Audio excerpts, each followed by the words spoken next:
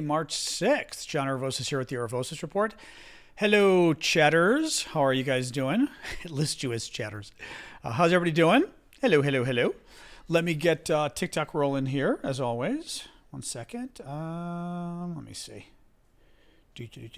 Oops, live. I'll try to remember what I'm doing here. Oops. We did a fundraiser earlier, so I got to change this. Ukraine war update. War update. Oops. Maybe in English would be nice. War update. There we go. All right. All right. One quick look with my glasses, and then we'll be ready here. Ooh, from Ulm. Ulm. I've never heard of Ulm. Bjorn? All right. Let me see here. Just doing a quick look here. Anything new I can put up? Let's see. Oops. Turn off the ringer on my phone. That'd be nice. Because I'm sure Callum is messaging me probably. Of course it's Callum. All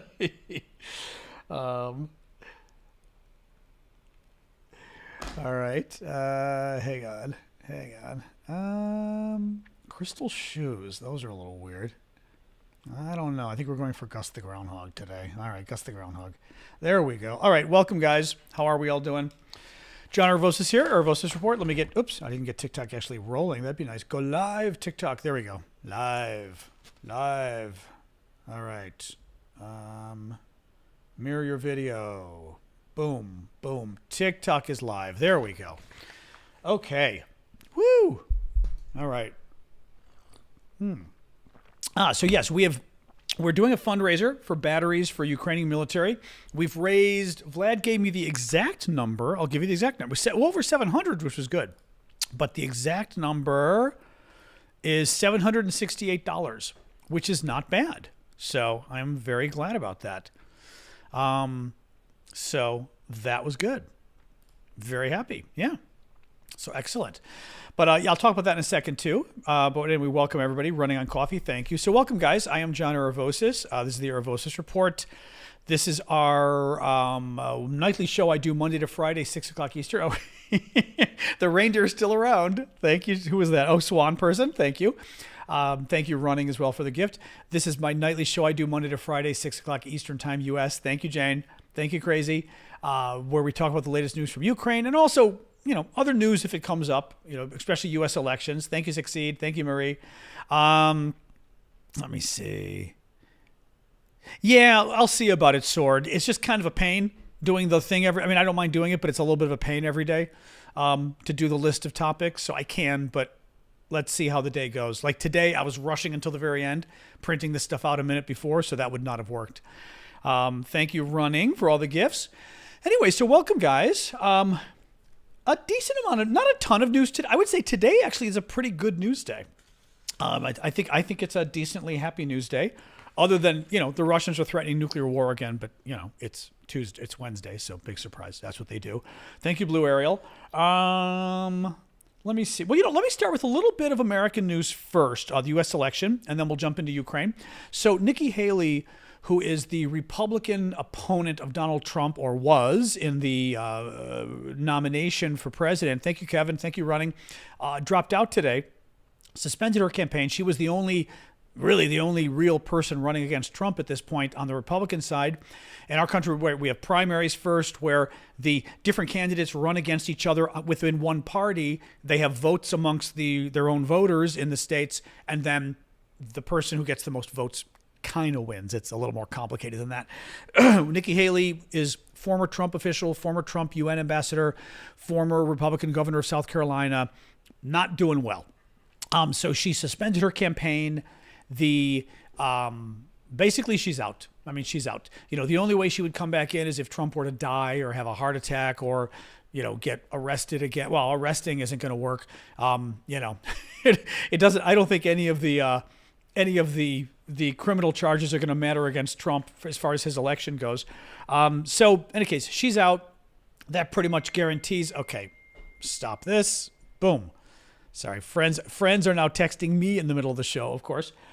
Pretty much a guarantee that Trump is going to be the Republican nominee now. So it's going to be Trump versus Biden. Thank you, Elizabeth. And there you have it. Fun, fun, fun. For Ukraine, that's not good news. Thank you, Elizabeth. Again, not good news for Ukraine because Trump sides with Putin on Ukraine. Trump historically also sides with Putin on Crimea, which is the Ukrainian territory in southern Ukraine that Putin took back in 2014. Thank you, Marcy. Trump had previously said that this is after Trump either was running for president or had already been elected. I remember seeing the interview on CNN. And Trump said he was totally fine with Putin invading and taking Crimea because it belonged to Russia anyway. They speak Russian. They like the Russians. Why not? I mean, this is the way the guy approaches Ukraine. And you've got to remember, Trump is beholden to Putin for whatever reason, whether Putin's blackmailing him, whether Putin has bribed him, but Trump works for Putin for whatever the reasoning is. So not good news for Ukraine. All right. We did a fundraiser today, real quick. We started a fundraiser today for Ukraine, for the Ukrainian military. We are trying to raise money to buy 2 big batteries for them. The batteries, like backup batteries, sort of big units. Each one costs $1,250. The total cost is $2,500 for both units. We already raised $700 and I think I said $38 today. This morning we did a little telethon on TikTok and YouTube. You guys were very generous, so we raised, that's a quarter of the money. Yeah, that's a little more than a quarter of the money. That's pretty good for one show. So if you guys want to donate, please do. 100% of the money is going to the military to buy these batteries, Ukrainian military. They use the batteries to charge cell phones, to charge laptops. Vlad was walking me through like all the different things they do with the laptops. I mean, this is important. I think it's for the, the Aviation Corps or something like that, kind of the Air Force. In any case, 100% of the money is going to the Ukrainian military. If you want to help, please do. You guys, either one of you, you guys on YouTube, go to aravosis.com, down there. Thank you, Sharon, for the gift. Go to aravosis.com and you'll see the top link there on the page is Vlad's PayPal info. Go to your PayPal, type in Vlad's email address, and you're set. For the rest of you, go to my profile on TikTok. Thank you, Jorge. Go to my profile on TikTok. Look for the Linktree link. It's the link that has the red triangles pointing at it. Click that link. And again, the top thing that comes up will give you Vlad's PayPal info. There is no link to PayPal. You will simply go to your PayPal and you'll donate to Vlad. 100% of the money goes to the Ukrainian military. We've already raised $736. That's a little more than a quarter of what we need. Thank you very much, guys. Let's keep going. So today is day 739 of Vladimir Putin's special 3-day military operation in Ukraine. Sweden, it has now been announced, Sweden will be joining NATO next Monday, March 11th. Woo! Thank you, Christoph. So this is great news. Hungarians finally got all their documents sent in. The Swedes are, I believe, arriving in the U.S. tomorrow. Pretty sure. The Swedish foreign minister, thank you, Pedro, and somebody else from Sweden is coming tomorrow, I think, to officially bring the documents to the State Department, because that's how it works. The State Department is the repository of the NATO documents, and they are getting flag waving and joining us on Monday. So Sweden joins NATO on Monday. It'll be noon Brussels time, because it happens in Brussels, noon, and there'll be the flag raising. Anybody's in Brussels, I'd go. If I were there, I'd go. So you can go and watch the flag raising, I'm sure. And very good news. So Sweden will be the 32nd member of NATO. And we can thank Vladimir Putin for that. Yay! Thank you, Marcy. Thank you, Vlad. Well, that Vlad, not our Vlad. So cool. So cool. Oh, so what the heck? We might as well. I always like to throw this at I always like to use trolls as an opportunity to educate folks. Woo! And our Russian trolls are here. Kivik is a Russian troll, and trying to claim that we shouldn't be helping Ukraine because they're the most corrupt country in Europe. No, you know what the most corrupt country in Europe is? It's called Russia. Quite literally. A study, although I don't really like to consider the Russians European, to be honest, but Turkey is also more corrupt than Ukraine. Thank you, Mustard. But there was a study that came out a few weeks ago. I went through the list with you guys. You can find it at transparency.org. And you will find that on a list of 180 countries, 180 being the most corrupt, number one least corrupt is Denmark. US is around 24. Ukraine is around 104, I believe. Turkey is 115. So Turkey is more corrupt than Ukraine. And Turkey is a NATO ally. Turkey, we've committed to literally lay our lives on the lines for Turkey. right? Turkey's a NATO ally. Ukraine, less corrupt than Turkey. Ukraine's at 104. Guess who is way more corrupt than Ukraine? Russia. Russia is 140 out of 180 on the list, 180 being the worst. 140, good old Russia. So I always love when our trolls, when our Russian agitators like to bring up this point and try to embarrass us and say, Ukraine is so corrupt. It always gives me a chance to say, you know who's a lot more corrupt than Ukraine? Mother Russia, your little homeland. So if we're picking who we support in this war, Russia versus Ukraine, based on corruption, it's an easy answer. It's Ukraine. U.S. was around 24 on the list. Also, final point here. I've talked about it before, but again, I think it's a good opportunity to keep educating folks on these issues. We do not pick which countries we aid in wars based on corruption. That's not the point. We base it on America's national interest. And this is something I think a lot of folks don't quite realize. We don't go and get involved because we're nice guys. Nobody does. I mean, I hope we are nice guys. That's not why you go and get involved in a foreign war. You go and get involved in a foreign war because you think it matters to your national interest. America did not think it mattered to its national interest getting involved in World War I and then especially World War II. Our president wanted to get involved in World War II, but the American people were like, no way. Well, then the Japanese bombed us and the American people changed their mind and realized, hey, it looks like this war might actually have an impact on us. Thank you, Taylor. But when we get involved in things like aiding foreign wars, we never do it out of humanitarian reasons, and we never do it based on, let's decide if the countries we're helping are corrupt or not very corrupt. We do it based on, will it help America or not? Will it make America safer or less safe? That's why we get involved. And we have determined correctly that helping Ukraine in this war makes America more safe. That if we don't help Ukraine, Russia is leading us towards World War III. I don't think World War III is happening anytime soon, but I'll tell you this, it's a lot more likely today than it was the day before Russia invaded Ukraine, and that's because the Russians invaded, they tasted blood, and they want more. And they think that we're pushovers. They think that, they think we're pushovers. They think that literally Trump is on their side, that Trump is working for them, that Trump won't do anything to stop them. And it makes them more likely to attack other European countries. And when that happens, when they attack a NATO country, what happens then? Then we're going to war.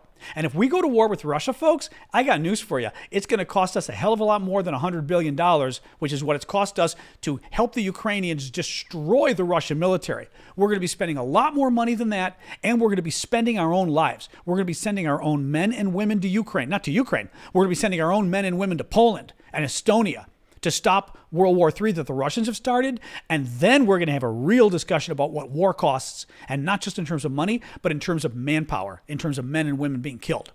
So that's why we help Ukraine. Not because they're nice people, not because they're not corrupt or whatever the saying is. We help them because it's in America's national interest, because we live in a dangerous world, and sometimes we have to go in that world and set things right before things get even worse. Because when they get worse, what happens? People fly airplanes into our buildings in New York City and they kill 3,000 people. That's what happens when things get worse in the world and we aren't paying enough attention. So there you go. And that is my soliloquy for tonight, though there may be another one. I think it's, unfortunately, the MAGA movement is an isolationist movement that is based on Donald Trump's personal interest. It is based on Donald Trump fleecing the country and taking money and power for himself. So he doesn't care about Ukraine. He also likes dictators. We know that. Thank you, Adventures. And bottom line is, I'm not going to sit around and stand for that. So I believe in our country. I consider myself a patriot. I've always been hawkish on defense, and I don't believe in I don't believe in rolling over and pretending like America's weak and our days are over. They're not over. Thank you, Adventurers. Thank you, Cuevas. All right, let's keep talking. And please keep the gifts coming. I've seen the gifts that you guys were doing. Thank you. I always sort of tell folks I do this for a living and I do it full time. So your gifts help me pay the bills. So please do keep the gifts coming on TikTok and YouTube. I very much appreciate it. Thank you, guys. You helped me pay the bills. So, Russia today almost bombed the Greek prime minister. That was kind of exciting. So Zelensky was meeting Greek Prime Minister Mitsotakis in Odessa today. Thank you, Cuevas. Thank you, Jorge. Taylor as well. And Odessa, I don't know much of the history here, but I know that Odessa has a sizable Greek contingent. I don't remember. I'd looked into this. I don't remember enough about it. I know, my people, we had settlements in southern Ukraine. We had, I believe, there's some old Greek settlements in, I think, Crimea, among other places, which is right there next to Odessa. And therefore, the Greek prime minister, the Greeks have a special connection to Odessa, I believe. So Greek prime minister goes to Odessa today. He meets Zelensky. The Russians decide to bomb while the Greek prime minister is there. Greece is a member of NATO, guys. Okay, yeah, Odessa, Crimea, and Mariupol. Well, also, there's Melitopol. Melitopol, the name Melitopol comes from meli, which is honey in Greek, and polis is city. Now, the ito or the to, I don't know whether that's Russified or whatever, but Melitopol is like the city of honey, from what I remember. So there's lots of sort of the Greek influence that's really interesting. Everything is my big fat Greek wedding for Greeks. We do exactly what they did in that movie. We find names and we go, you see, the name is Greek. And then we break it apart.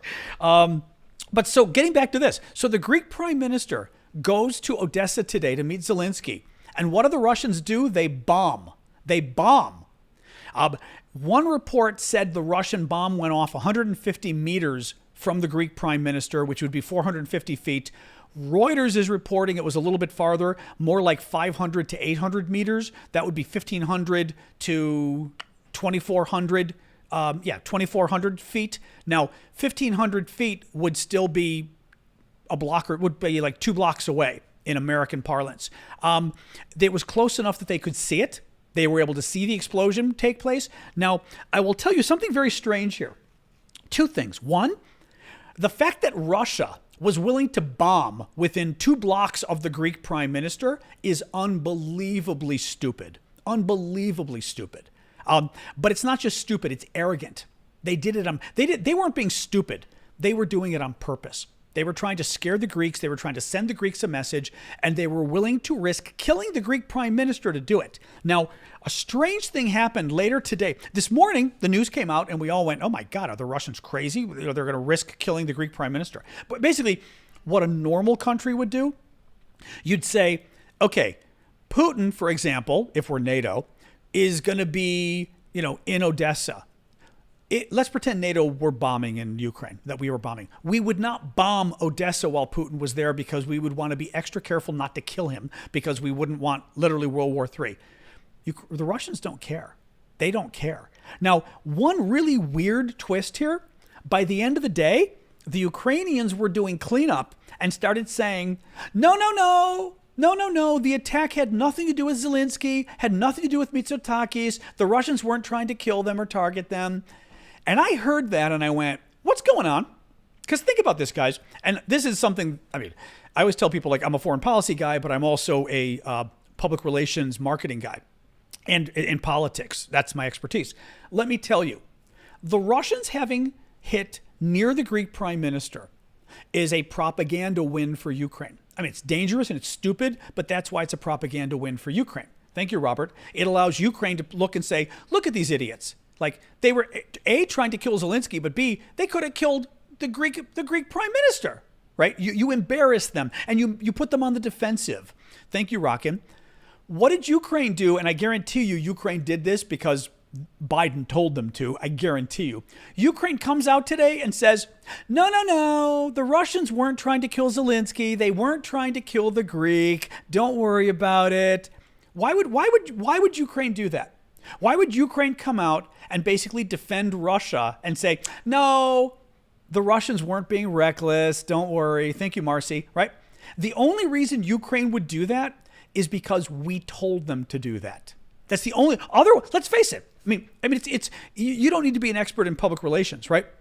On its face, all of you understand on its face, even if you're lying a little bit, right? Not lying, but exaggerating a little.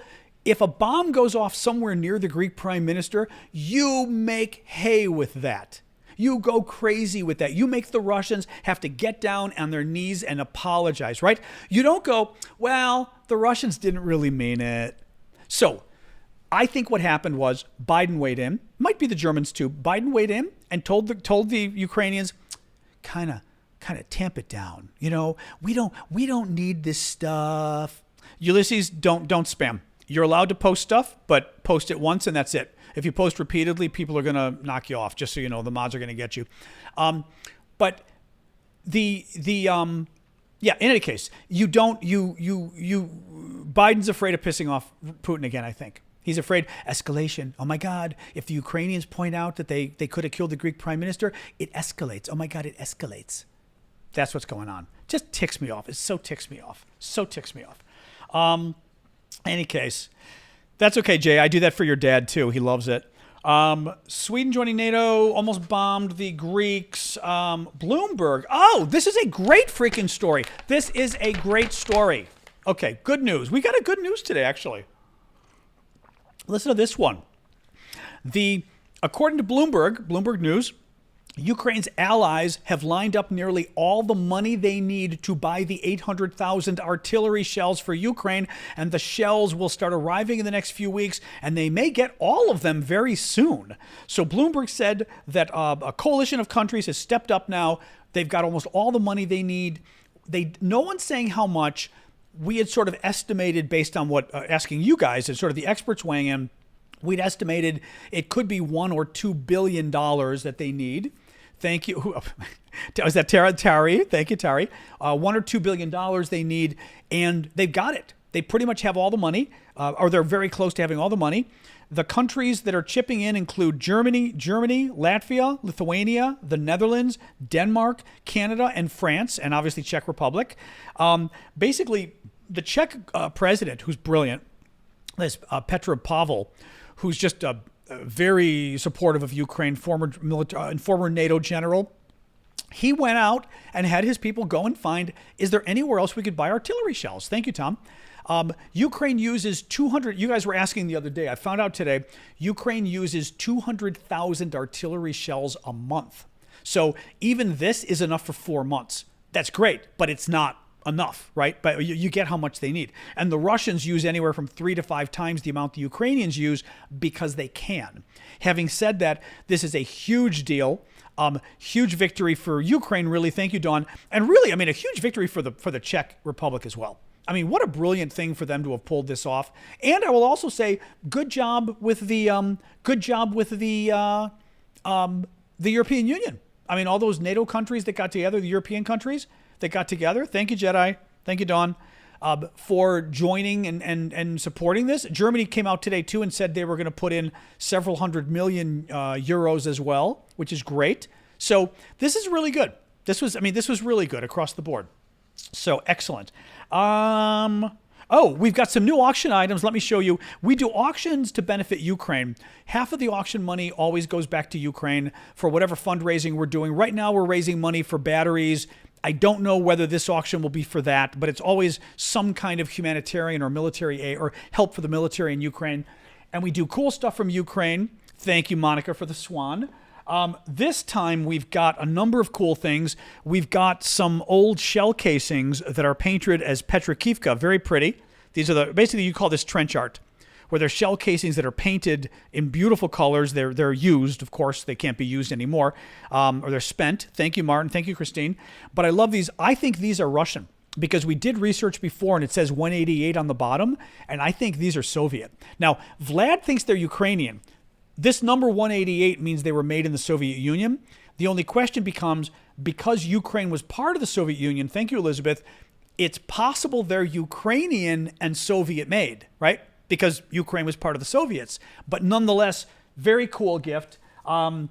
Another Ukrainian military patch. These are the second most popular patches with the Ukrainian trident. The most popular is the Ukrainian flag. Actually, I think these do stick on my sweater.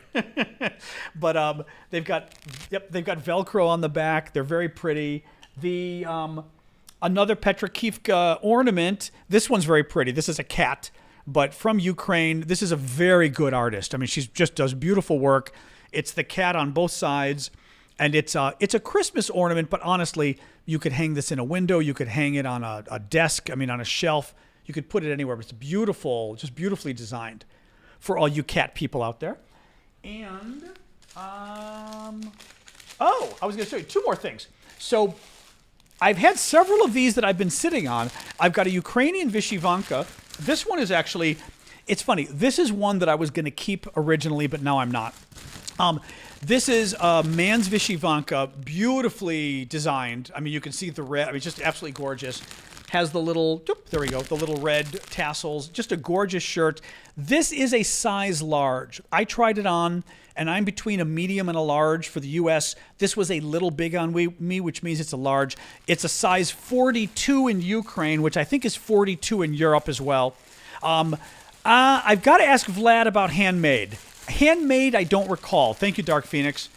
I don't recall. I think they use, I believe they use, they may use a machine to do the actual printing. I think they do. But it's a beautiful shirt.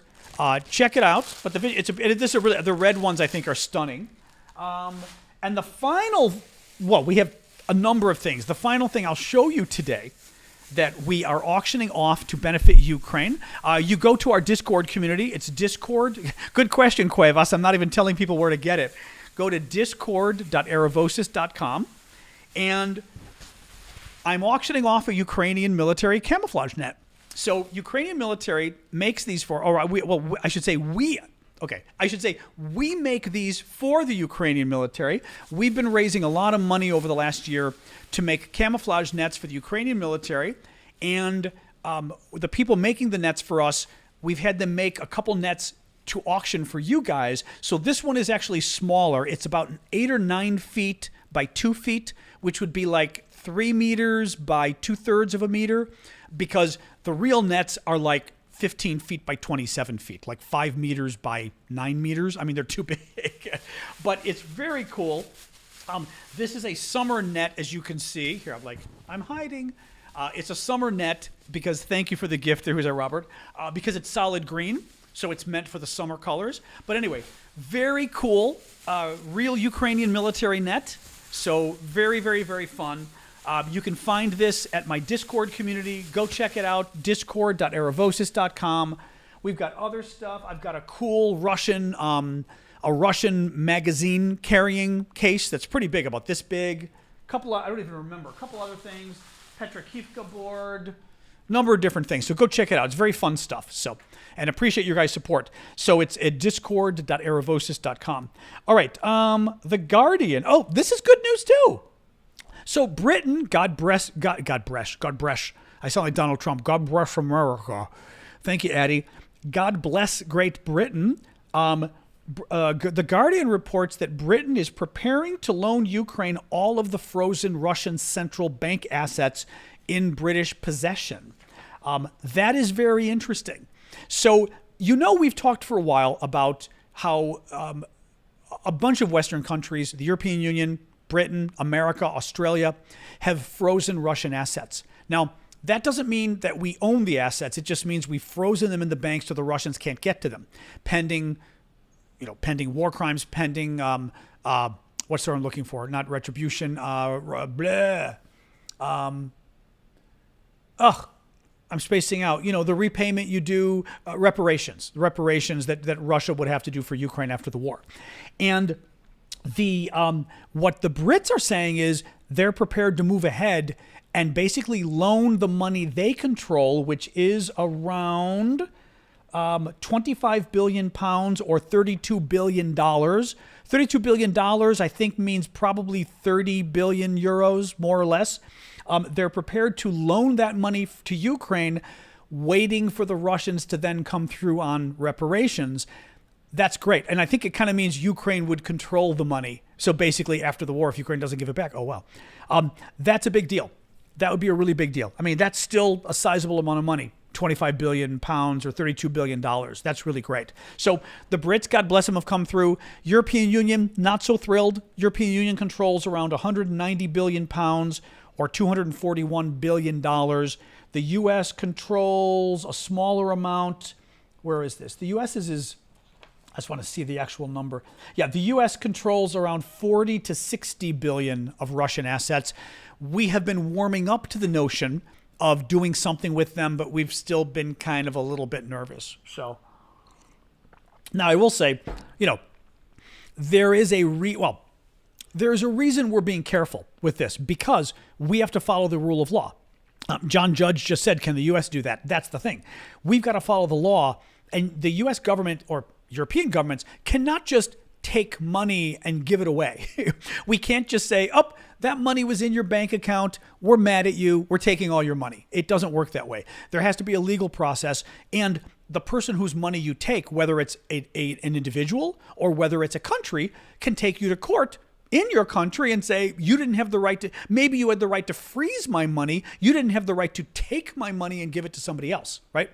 So the countries are trying to be very careful to do this in a way that is legal, because otherwise the courts will say no and take the money back. Also, the other concern is not to establish a precedent that scares other countries that keep money in our countries, right? You don't want to scare countries that have a lot of money, Saudi Arabia, I don't know who else, China maybe, who knows, and has money in our country that if we get mad at them, we're going to take their money and give it away, because that would make them less likely to do business with us in the future. So you've got to think of those incentives too. Anyway, this was very good news. Russia's spy chief is threatening nuclear war. Now, this is very interesting. You know how I always tell you guys not to believe the Russians when they say nuclear war. It's just the Russians being Russians. They're being obnoxious. They're trying to scare you. And there's, like, I think a zero chance in hell that they're going to use nuclear weapons. But we have now had today, the Russian spy chief says nuclear war. Yesterday, the Russian Minister of Defense says nuclear war. 5 days ago, Putin threatens nuclear war. This means this is a pattern. This is intentional. This is not just random government officials occasionally mention nuclear war. Putin has decided it is important for him to ramp up the fear factor about nuclear war with the West in the West. Now, he may be, by the way, two things going on. Putin's election's coming up, and even though it's a dictatorship and he's going to win by a large amount, he's still been very worried about the election, which is part of the reason he threw a bunch of other people in prison who were going to run against him, and he killed Alexei Navalny, who was going to run against him too. So Putin has been worried about the election. One way to help secure the election even more is scare the Russian public about nuclear war. So that's part of what's going on. Secondly, he's trying to scare NATO about nuclear war, particularly Joe Biden, right? Chancellor Scholz of Germany, two of the biggest scaredy cats that we've got when it comes to, oh my God, Vladimir Putin, we don't want to make him angry. We don't want escalation. Who knows what he'll do? That's Biden and that's Scholz to a ridiculous degree. That's what's going on. Now, I will say, not just going to mention Biden here. You know who else has had a role in this? Donald Trump. So Putin last week comes out and makes his threats about nuclear weapons, and it's all because of, putatively, arguably, it's because of France, because France had gone public and said, Macron at a press conference, that yes, NATO countries have been discussing whether we would send troops to Ukraine on a non-combat basis, but there's been no agreement. And the Russians freaked out and said, oh my God, you're going to invade Russia. This kind of ridiculousness. And that's when Putin started threatening nuclear war again, and now these other top officials. Well, Trump this weekend, thank you, Brigitte, Trump this weekend goes after Macron, or before this weekend, and says how, oh, this is threatening nuclear war if you put troops, oh my God, this kind of crap. Donald Trump turns around and basically gives Vladimir Putin an incentive to threaten nukes. Trump turns around and goes, well, did you see what happened? This is the speech Trump gave this weekend. I don't know if it was South Carolina or where. That wasn't South Carolina. It was not South Carolina. Trump gives a speech this weekend and says, he says that President Obama is still president, who hasn't been president for 7 years. And he says, well, Obama's doing such a bad job in Ukraine that Vladimir Putin is now threatening nuclear war. And, basically saying that like that kind of stuff never happened when I was president, right? Trump sent a public message to Putin that if you threaten nuclear war, I will be able to use it in my campaign, and I will use it to say why I'm a good president and Biden's a bad president. Trump, of course, calls him Obama because he doesn't understand who's president, apparently. But nonetheless, why Trump's a good president and Biden's a bad president. What do the Russians do? they turn around and the Russian defense minister and the Russian spy chief both come out and threaten nuclear war after Trump says this. Now, it's not happening only because of Trump, but I guarantee you it's happening in part because of Trump. Because Trump showed them that, hey, I can use this for my election campaigns. Go ahead and make the threats.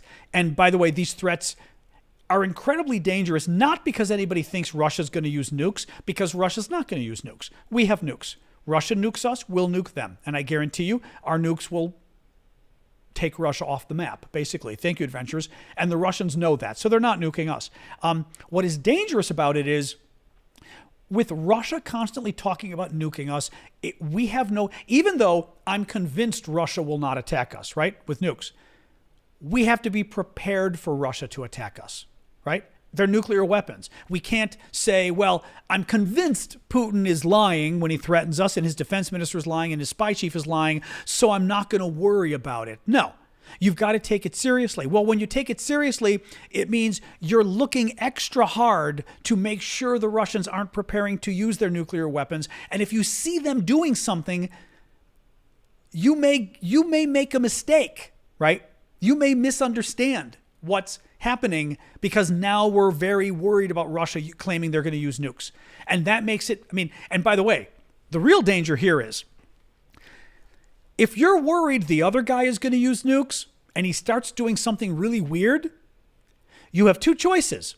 You either say, well, it looks like he may be getting ready to use nukes. Do I let him so at least I know for sure? Or he's told me repeatedly that he's ready to use nukes. Do I nuke him first to beat him to the punch? Exactly as Unborn Anemone said, a preemptive strike. That's the danger of all of this reckless talk from Russia, because it puts us in a position where we have to be far more careful about what's happening in Russia and far more attentive to whether we need to do something first to stop them. That's dangerous. And the Russians know it, but again, they're not like us. The Russian government is not like us. They're immature. They're narcissistic. They're, but insecure is the biggest thing. They have to walk around and talk about all their nuclear weapons all the time. Like, I always compare it to, the guy, do you know who my dad is? Do you know how many nukes I've got? It's like, dude, could you be any more pathetic, than the Russians are acting? But this is what they do. Thank you, Charles. It's dangerous. No, it's dangerous. War games, exactly. This was not good. Actually, this is the last story I've got. Yeah. A reporter for the independent Russian news outlet was sentenced to 7 years in prison today. Thank you, Nicholas. For articles he wrote about alleged Russian war crimes in Ukraine. So this Russian reporter got sent to 7 years in prison for simply writing articles about Russian war crimes. Okay? Again, they're a dictatorship. They're not like us. We are democracies. They are not. They do things that we would never do, such as throwing reporters in jail for simply writing a story about war crimes. Our guys, we may not like it, you know what I mean? Depending on your politics, but we don't throw them in jail.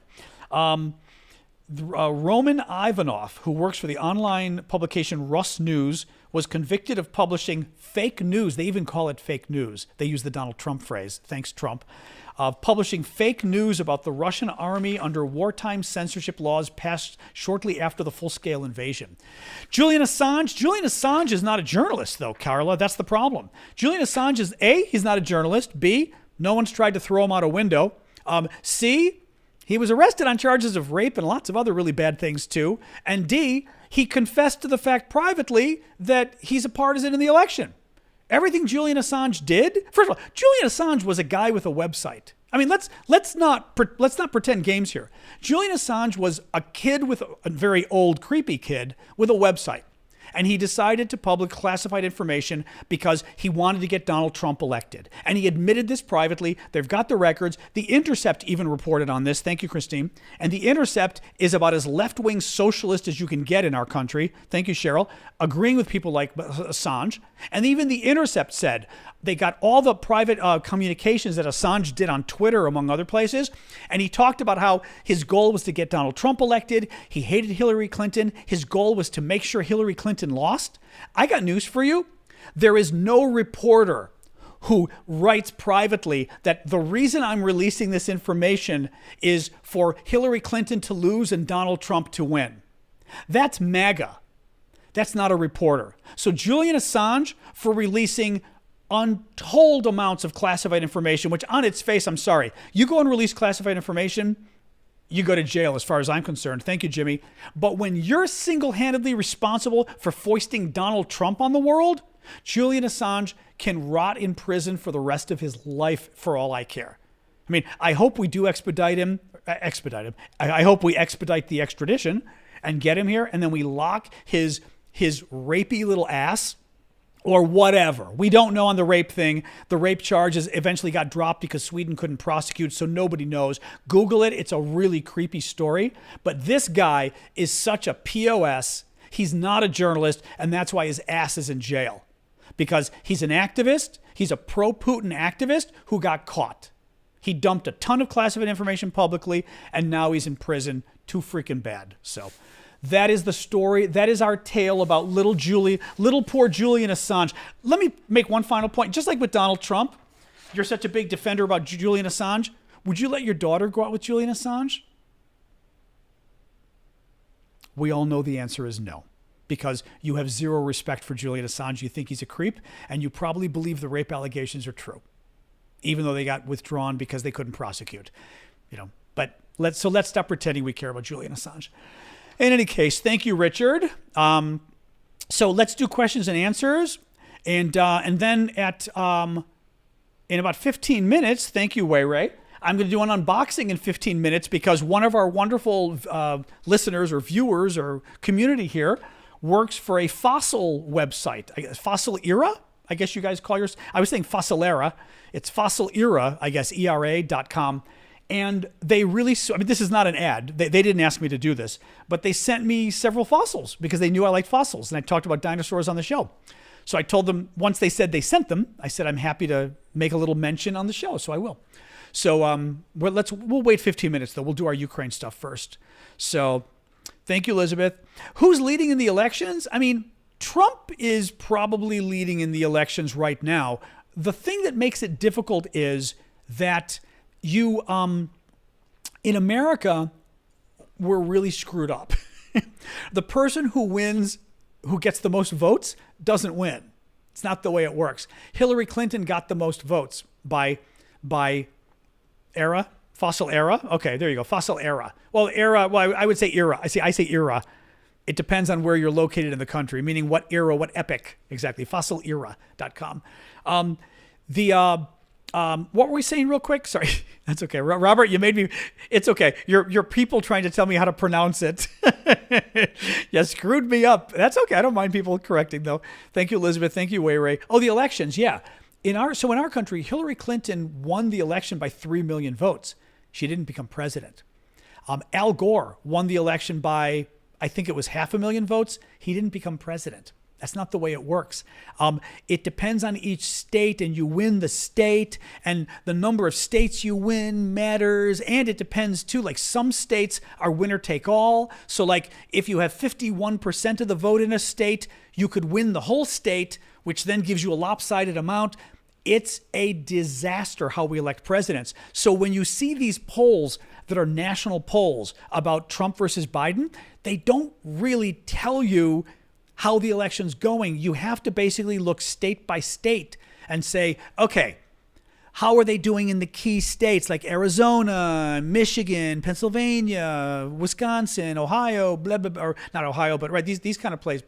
It's very, we do need a popular vote, but we're never going to get it because guess what? Republicans don't do well in the popular vote. 7 of the last 8 presidential elections, Republicans lost the popular vote. 2 of them, Republicans got the White House even though they lost. Donald Trump lost the election against Hillary by the popular vote. He got to sit in the White House. George Bush II lost the popular vote against Al Gore. He got to sit in the White House. Republicans are never going to let the system change because it would hurt them. Now, having said that, neither political party would be thrilled on changing the rules if it didn't benefit them, right? So, that's kind of the way it works, but it's really annoying. Ben is saying the Electoral College math did not look good for Biden this morning. Yeah, I mean, you know, the thing that's going to be interesting to see is people really didn't like Trump last time. They're upset with Biden, but when the election approaches, voters are going to decide between a guy who's too old, because that's the big complaint. Other stuff is BS. It's a fringe part of the Democratic Party that is worried about Gaza. That's fine. You're worried about Gaza. But if you're going to throw women out, women's right to choose out the window, and black civil rights and immigration and climate change and every issue that Democrats care about because you're upset that Biden, like every other president in American history, supports Israel, like every other president in American history will, you're willing to throw all those other issues out, I have no time for you. I think that I think it's going to be close, but I think when the election comes, you are going to have voters who go, I don't like Biden because he's old, and I don't like Donald Trump because he's a corrupt criminal who's clearly on the pay of a foreign dictator. And he's violent and un-American and wants to end our democracy. And then you're going to have that kind of debate among people. And I still think a lot of people are going to say, I don't like the old guy because he's old. I have a bigger problem with the guy who wants to violently overthrow our government and end democracy as we know it. Oh, and if you're a Palestinian supporter, he also wants to ban all Muslims and kick them out. This time he's going to have an enhanced Muslim ban, where he kicks out everybody who even expresses an opinion against Israel. If you're Muslim and you don't, if you have a green card, you'll get to leave. If you're Muslim and you want to come to the U.S., first of all, good luck. He's going to kick you all out anyway. He's not going to let any Muslims come. He also said anybody who expresses opposition to Israel or support for Palestinians, he's not going to let them get visas to come to the U.S. at all. So to everyone out there who's a Gaza supporter and a Palestinian supporter, you keep telling me how Biden's so just like Trump, because I got news for you.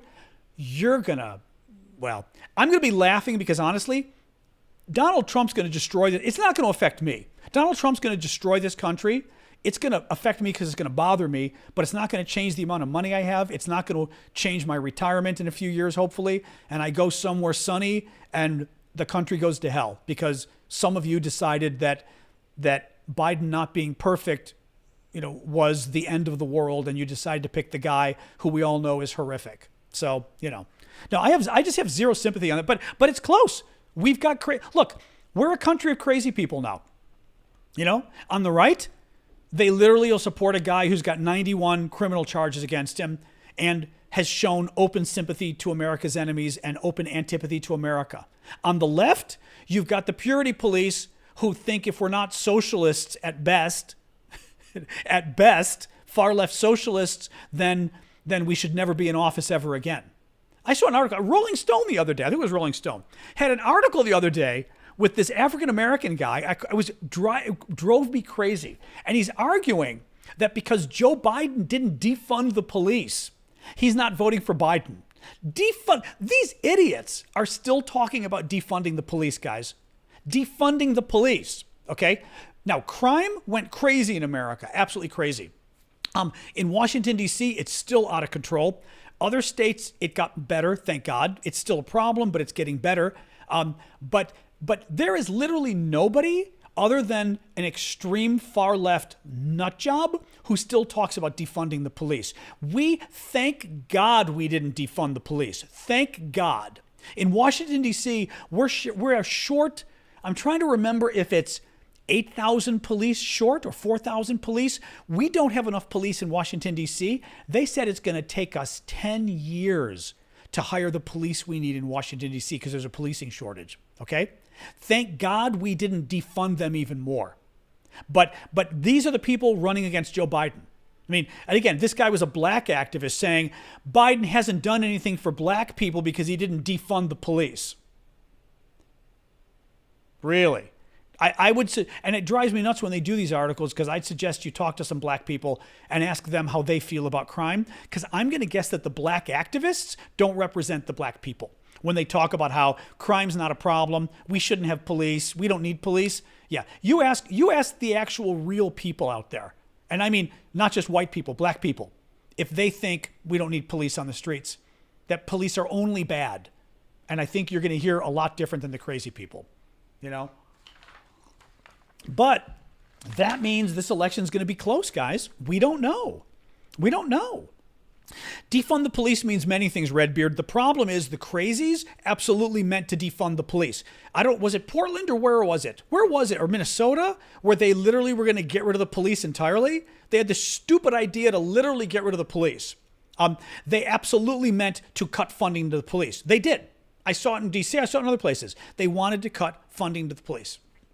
So, yeah, no, I don't buy it. I think it's idiotic. It's just... and again, that was the other thing. They went after Biden for his support of the 1994 crime bill. This is a cute little thing that the far left does in America. They pick a crime bill from 30 years ago and are complaining about it because a lot of black people got arrested. Yeah. I mean, it was like, it was coke and what else was it? What was the big, or it was crack cocaine. Yeah. We had rampant crime in the early 1990s, rampant crime. The Congressional Black Caucus, the group of black congressmen and women, signed on to the crime bill of 1994 that Joe Biden helped create. And young black activists today are blaming Biden for the crime bill, calling it racist, when their own black representatives support, not just black representatives, the black representative organization, the Black Caucus in Congress, supported the damn bill because we had horrific crime in the early 1990s. And this, as I said, is the purity police. It is not just the purity police, they're liars. And this is why I get upset. And I've told you guys, lying is the thing that pisses me off the most. The MAGA people lie all the time, but the far left lies as well. I mean, it's a bigger problem with MAGA because they literally control the Republican Party. But on the left, the far left, total liars. And they will twist everything. Hillary Clinton was the first one they blamed for the crime bill, and it stuck. Now they're blaming Biden. And this is what they do. We passed that crime bill because crime was out of control. So bullshit to say, oh, it was racist of you to pass a crime bill. Give me a break. And good luck winning elections today. By saying, like I said, you should have, like that other idiot in the Rolling Stone, that we should have Biden didn't defund the police. Okay, really? Good luck with that. I mean, Edward, Google it to any reputable news source, and you will see about 10 to 20 lies Donald Trump tells a day. The Washington Post calculated, I think, 35,000. I mean, literally. It's like at this point, I'm sorry, but at this point, it's silly to kind of even get into this debate of how has Trump ever lied? I mean, come on, guys. I just do some research, at least have an open mind and actually Google this stuff. I mean, for starters, the Veterans Choice, the program Donald Trump has mentioned around 200 times that Barack Obama created. And Donald Trump says, I created this program, Veterans Choice. I came up with it out of nowhere to help veterans with health care. No, Barack Obama did. He's the one who came up with it. And he passed it 4 years before Trump was even president. He lies about literally everything is what he lies about. Yeah, that's the problem. Is what is Trump lied about? I mean, my God. No, and that's what I'm saying, like on this Trump stuff, it's just, he's not another politician. He's not Nikki Haley. He's not just another politician where you say, yeah, occasionally I think they lie. Occasionally I think they twist the truth. The guy is a serial, pathological, narcissistic liar. He's not a good human being. He's not a good man. He's not a good Christian. He's not a good American. He hates the troops. He hates the American troops. He hates America. He loves our enemies. He's criticized our country every chance he gets. I mean, and he's a grifter. And everything Trump has done has been to enrich him. All the allegations about Biden that finally exploded and blew up because there was no truth to it. The Republicans were going after Biden, of all things, going after Biden, claiming that Biden was corrupt and taking money from his son. And then their lead witness? Are you insane? Oh my God. My live has been age restricted. Why? Because we're talking about the election? Hold on. Yes. Oh my God, they're out of their minds because we're talking about politics. Young people. We wouldn't want those young kids coming and listening to us talk about the election. That would be bad. Age restrictions on the election. Jesus Christ, TikTok. Any case, ugh. Biden. We already know Biden's innocent. Biden, of all the money stuff, is ridiculous. Guys, bottom line is you can't have it both ways. Is Joe Biden a senile old man who sits in his chair all day watching television, or is he a criminal mastermind who's taken $10 million from China and is working behind the scenes to help his son? Which one is he? Okay? Does he have dementia, or is he a criminal mastermind? But the thing is, the number one witness, the Republicans have never put out any proof. The number one witness they had just got indicted for being a liar and lying about the entire scheme against Biden. There is zero, I'm telling you, there's zero that they've got on Joe Biden. Donald Trump, and by the way, the reason they're going after Biden is because Trump has been so corrupt. I mean, Trump, from his hotels to Mar-a-Lago to his daughter's sweetheart deal with her trademarks, with her patents in China. Jared Kushner got $2 billion with a B. $2 billion his son-in-law got from Saudi Arabia. $2 billion. Can you imagine what these people would be saying if Joe Biden's son got $2 billion from Saudi Arabia? Ho, ho, ho. Right? But the guy that the Republicans' top witness just got indicted by the FBI for lying about the entire thing. So that's what you got. You have nothing. Your chief witness just got indicted. You've got nothing. Hunter Biden is kind of a scummy, sad guy. It's too bad, but he's kind of scummy, and he just is. You know, I don't like the guy. He's had problems. He's been a drug addict, and I think he's just, he's a troubled soul who's a little scummy, and it's too bad. But the Republicans, and this is what's really sad too, the Republicans just decided, they said, you know what? He's a weak guy. Let's go for it. Let's go for it. We're not all lied to on all sides. We're really not like this. I've been working in politics for 35 years. Politicians can lie. Yes. Politicians on all sides can lie. Yes. Donald Trump is a pathological liar. He has lied about every single freaking thing that comes out of his mouth is a lie. I mean, I'm willing to say they're probably, other than the names of his children, and even then he kind of got one wrong. It is not even close. Thank you, Patty. Thank you, Monica. I mean, seriously, it's not even close. No other Republican lies like Donald Trump. I mean, J.D. Vance tries, that Ronnie Jackson tries, but Donald Trump the problem with Trump is he's a scam artist. I mean, that's the number one thing about Trump. He's a scam artist. And everything that flows from it, taking money from all the bad guys, all the weird deals, trying to scam everybody, trying to scam the federal government for money, trying to scam deals out of Putin. You know the whole thing with his relationship with Putin, it's all about money.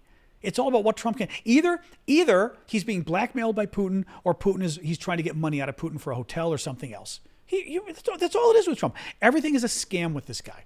No, and I'm sorry, but as we said too, after trying to violently overthrow the government, even if we accepted the notion of, all politicians lie. Do all politicians try to violently overthrow the government and end democracy as we know it because they lost the election? No.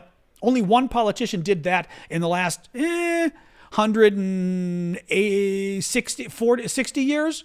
Donald Trump, right?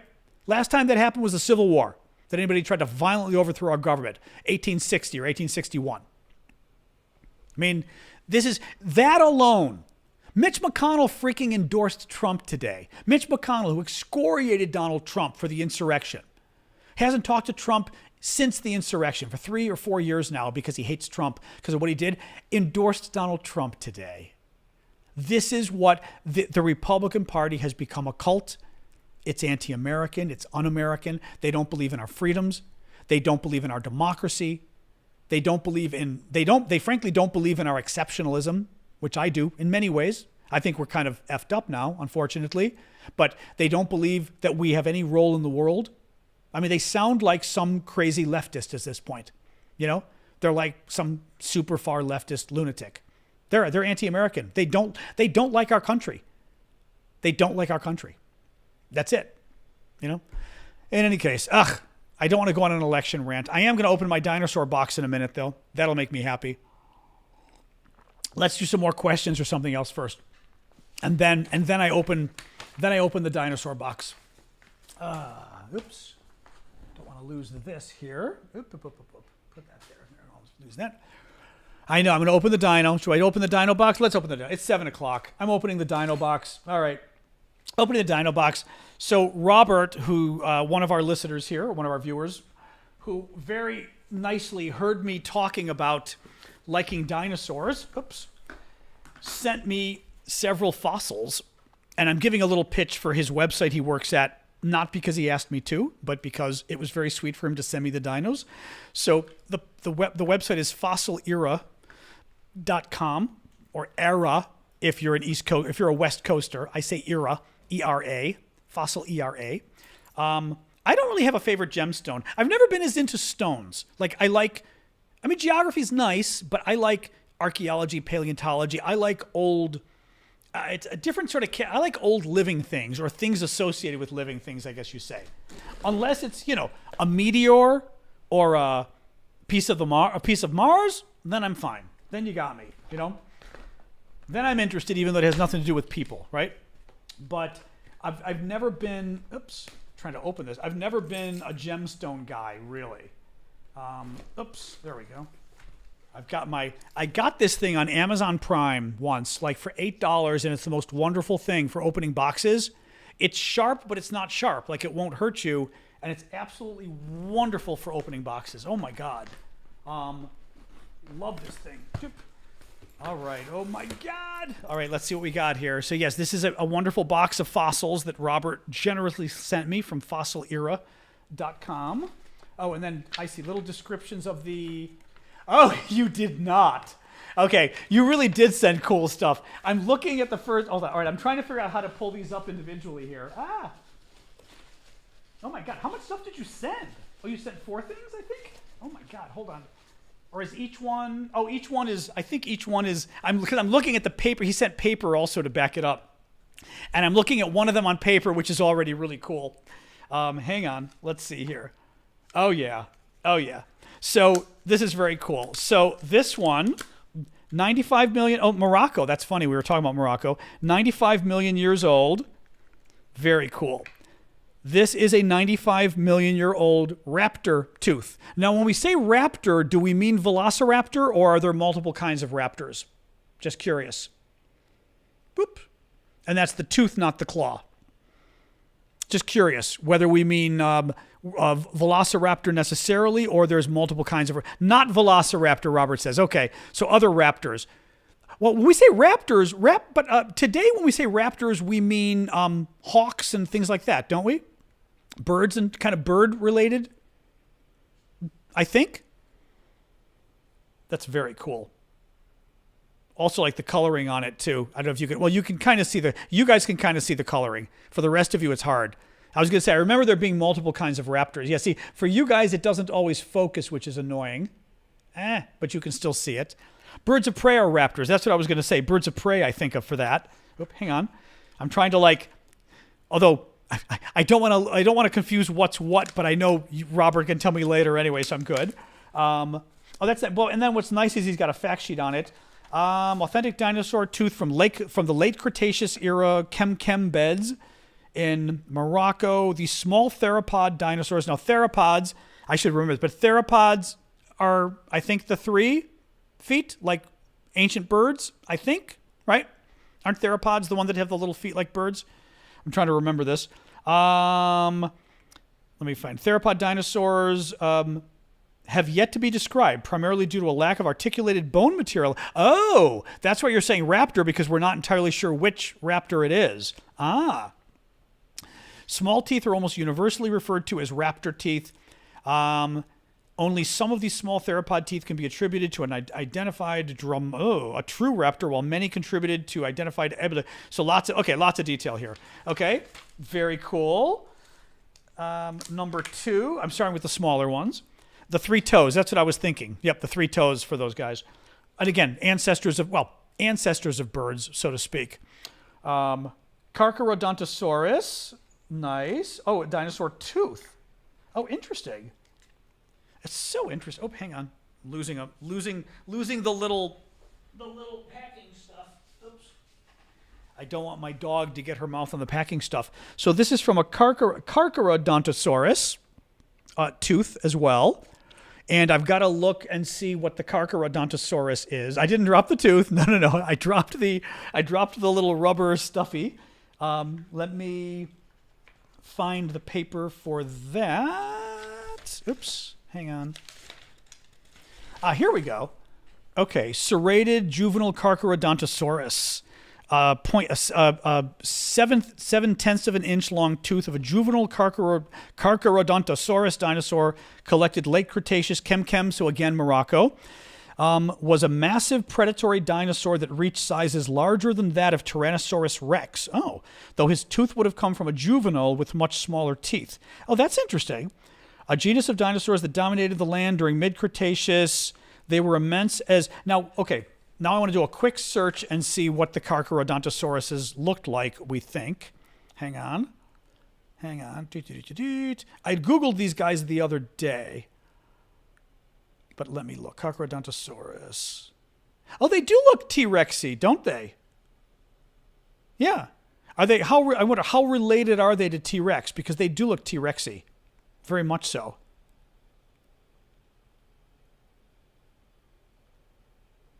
Or is T-Rex isn't a Carcharodontosaurus? I mean, a type of it, is it?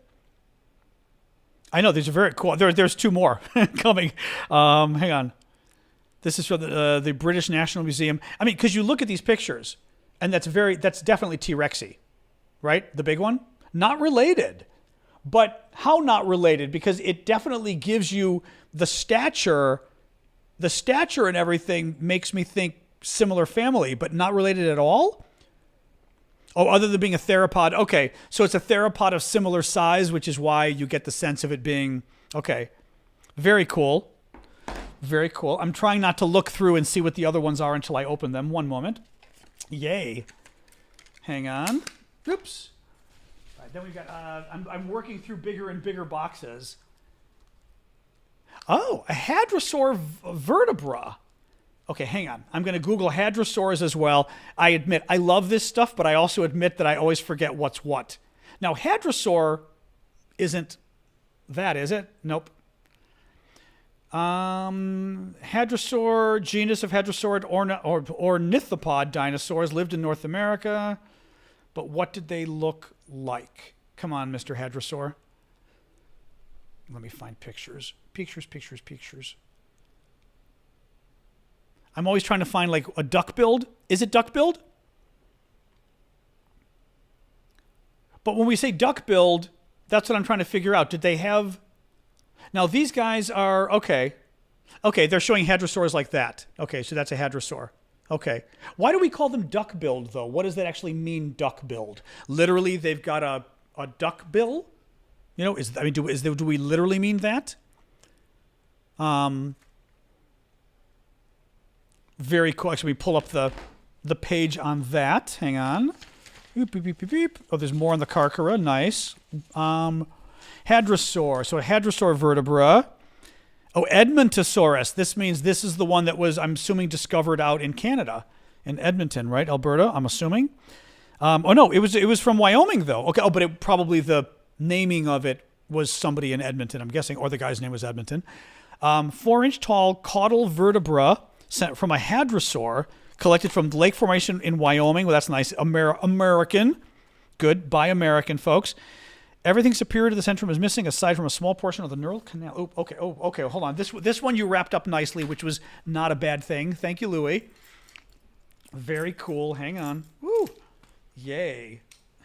Yay. Anybody else who wants to send me dinosaurs, you go ahead. Hang on. Oops. And I told you, I just got my display cases a couple weeks ago, finally, after all these years. So I actually have room to display them now, which is wonderful. Hang on. Oops. Opening this carefully and nicely. Beep, beep, beep. A vertebra. Very interesting. I've been looking at all the like T-Rex teeth that they sell on their website. It's fossilera.com. And they seem to go, which is not surprisingly, like boom. You know, which makes sense, of course, because T-Rex has got such a story about it. Oh, interesting. Oh, this is very interesting. No, this is funny because this in some ways reminds me of my piece, of my big piece of Dinosaur. Very interesting. Show you guys. Now, what's nice is if it can, I wish it would get in focus for you guys on YouTube. You'd get a much better sense of the, oh, there you go. There, you can get a sense of sort of it's polished on one side, but you can get a sense of sort of the boneness of it. Here, you guys can see sort of the bone nature of it. Oh, wrong specimen? That's why it doesn't look like a vertebra. Okay. You had the vertebra written on the box. Don't blame me. I was going to say, this didn't look like a vertebra. This was on the box. Don't blame me. 1 second here. 1 second. This is instead... Oops, beep, beep, beep. Hold on. Don't blame me. Oh, okay. This is polished dinosaur bone. Here we go, from Utah. 2.5-inch wide piece of agatized dinosaur bone from the fossil formation of Utah. One side has been polished to a glossy finish. That is, which allows for the beautiful internal cell structure to be seen. Oh, that's very interesting. I never thought of it that way, because once you polish it, you can see all the individual, like, sort of holes. Now, would you say cell structure, or is that actually like capillary, like, veins and capillaries and things? You know what I mean? I'm always kind of curious, like, what we're actually looking at in terms of the dino. It comes with a display stand. Oops. Okay, I'll have to look for the display stand. Agatized or agate-replaced dinosaur bone is a rare form of fossilized dinosaur bone with the original fossilized bone, typically permineralized with calcite, has been remineralized with silica-type compounds such as agate, jasper, chalcedony, or opal. Oh! That almost makes me think of petrified wood when they talk about some petrified wood having opal in it, how it's like nicer that way or whatever. Oh, interesting. So it fossilizes, but then it can remineralize with other minerals that replace the minerals that are there. Oh, how interesting. And it makes it nice. Now, I assume it's considered nicer because they're nicer gemstones, basically, is my guess. Oh, interesting. Okay. That's funny, though, because this totally looks like my bone. Yeah. I mean, it totally looks like a chunk of my bone in some ways. Especially this side, you know what I mean? Because you almost, that's what I was asking. So are we looking at cells? We're looking at structures. Are we looking at structures of basically going through, is it holes in the bone, or are we looking at like veins and capillaries or arteries or things like that when we look at this? Just curious. Go closer so you guys can, when I get really close, it got in focus last time. Come on, hold on. It's being evil. There we go. There we go. Now you guys can see. Osteons. What are osteons? Bone. So are we seeing like the holes in the bone where the air sacs are or whatever?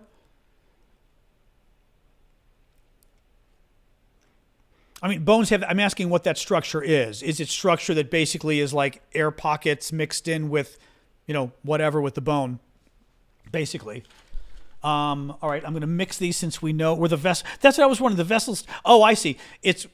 I see. The bone has holes going through it, which is where the vessels go through. That's what we're talking about. Yep, that's it. Okay, I see. Okay, this one did not come with a stand, I do not think, just so you know. Well, actually, I don't even need to be careful putting it in here because I'm going to put this in my box next, so that will be fine. Well, I would say, osteon, because osteo means bone, of course.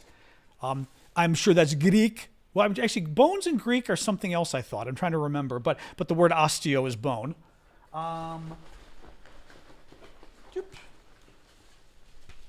Let me see here. Oh, that's right. You did say some of the descriptors. Okay, that's not the vertebra. I'm putting that aside. Ooh, this vertebra is big, is it? I'm assuming it's big because it's in a big box. Hang on. Ooh, the vertebra is freaking heavy too. Jesus. Okay, now I want to be. I mean, this is like a big thing. Hang on. Oops. Actually, and I will show. This is their website. So. Oh, thank you. And now I've opened it upside down. Now I'm seeing. So that's their website, fossilera.com. I will say, they do have a lot of cool stuff there. It's very pretty stuff. And I am not an expert on the prices, so it's hard for me to say, but I will say I've got the sense from looking, oops. As always, it's being hard focusing for you guys. It's not going to focus for you all. It's Fossil Era. But the website, it looks, it's being difficult. So it's fossilera.com for you guys. Now I've got a very nice display. The website, not the website. I forgot. I don't even remember what I was saying. It's fine. Oops. Dropping your business card. Oops. And these guys again. Ever since I read this story of this dog dying from a plastic bag, I've been like crazy about about not having Sasha get anywhere near plastic bags. Oh, the ant and amber, yeah. The amber stuff is very cool. I mean, that's the problem is this stuff, I could become like crazy person with this stuff. I was looking through their website and I was just like, ooh, bugs and amber. Ooh, meteors from the moon. Ooh, meteors from Mars. And then as you're looking, you're like, ooh, I can buy a more expensive meteor from Mars that's even prettier. And like, you just get sucked in, you know? Oh, funny. Yeah, see, you put it's okay, but you put the polished dinosaur bone card in with the vertebra. Hang on. Now I'm going to nicely open the vertebra here. Ooh, this does look like this is a big-sized piece. Jesus. I love gifts. Thank you so much. And, of course, dinosaurs are just...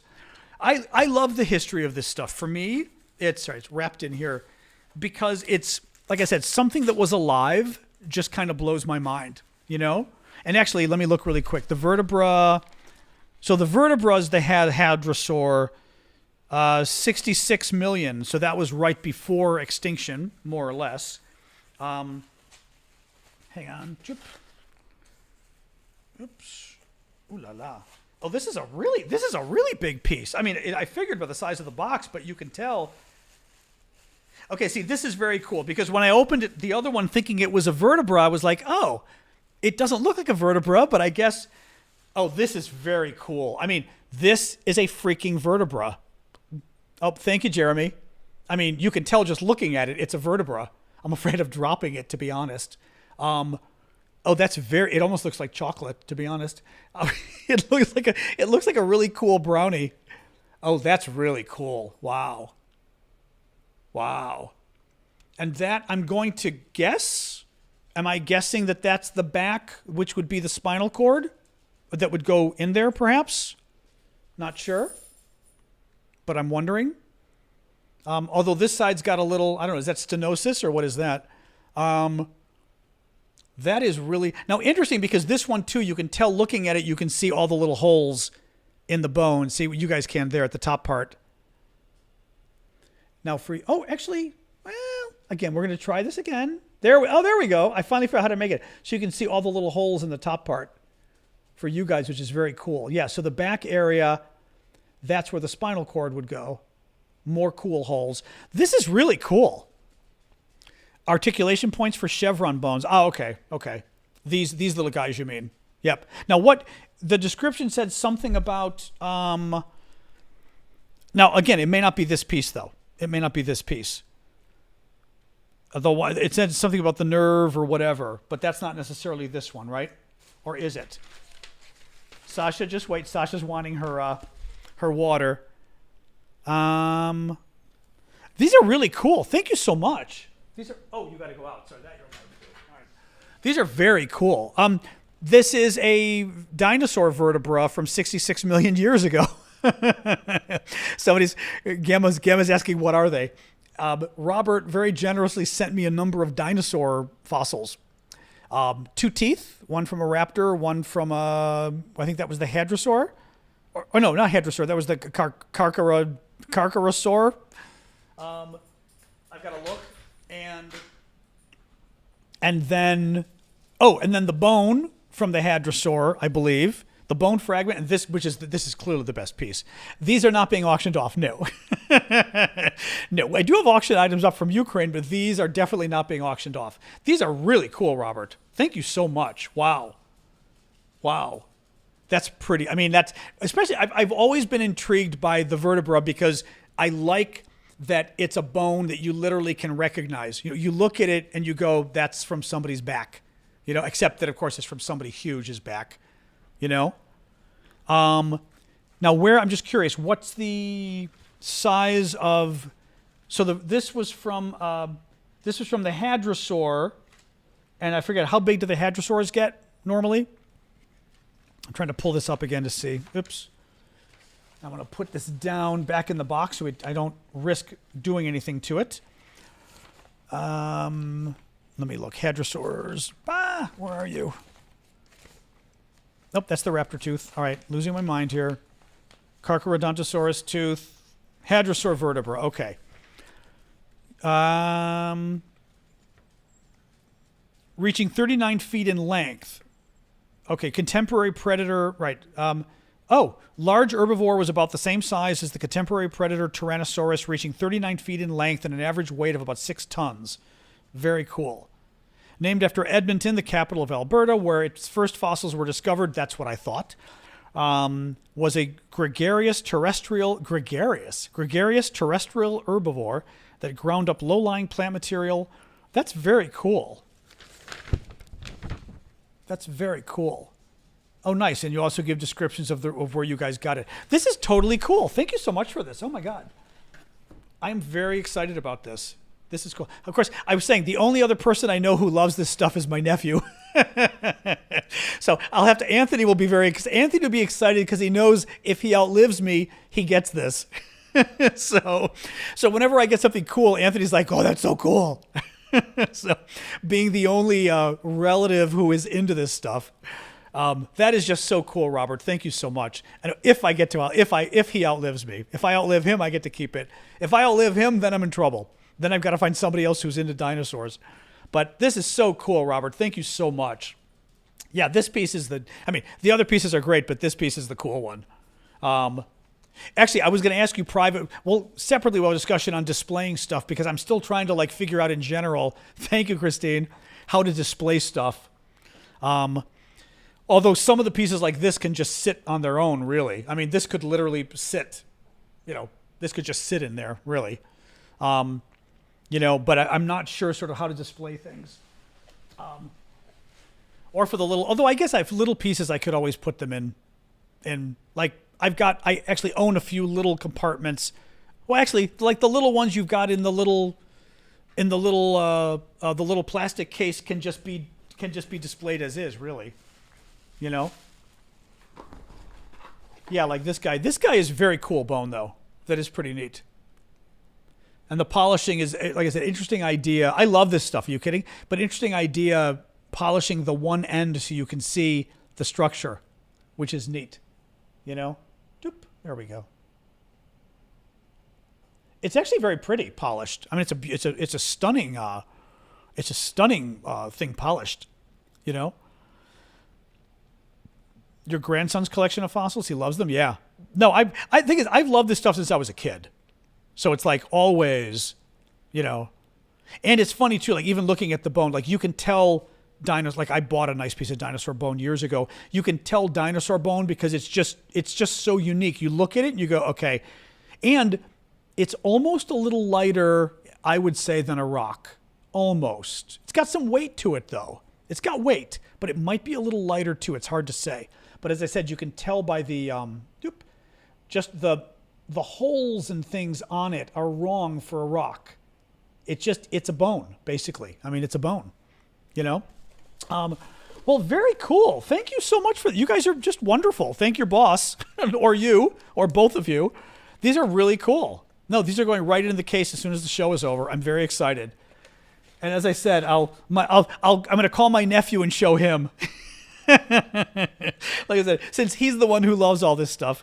Well, and what's nice, I'll save the papers, but I also can put the little cards with them, which is nice too. I've been sort of trying to figure out in general how to display this stuff. Not just my dinosaurs, but everything, because also, you want to keep a record of all of this stuff so that again, because I go to estate sales and buy stuff, not dinosaurs, but people who don't keep records, you don't know what it is after they die. And that's like my sort of biggest nightmare of this stuff is having a lot of really cool stuff, and not knowing what it is, after basically somebody dies and then they're kind of like, well, they might be dinosaurs, they might be bones. Some estate sale people are probably going to give you a ridiculous, whatever. And also just to know like what's good and what isn't, like to know what some of the nicer pieces are. So the family knows like, okay, maybe save that one. That's a nice piece, that kind of stuff. But, you could buy dino people. Well, when I die, maybe you can buy dino at an estate sale. So, I've seen auctions. The problem is I don't really know what's what on the auctions. Yeah, exactly. Where on the Ukraine map did the dinos live? I don't know. Actually, Robert, did any dinosaurs in Ukraine in that era? We always hear about North Africa, and we hear about like the Western U.S. and Western Canada.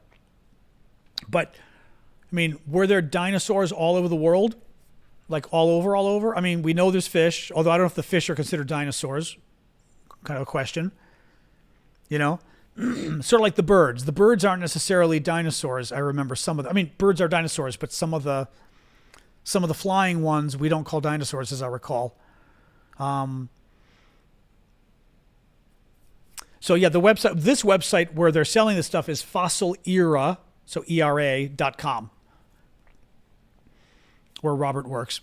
And again, this was not the deal, but once he mentioned he wanted to send stuff, I told him I was happy to promote the site. But we did not have a deal to promote the site. So, Europe has them.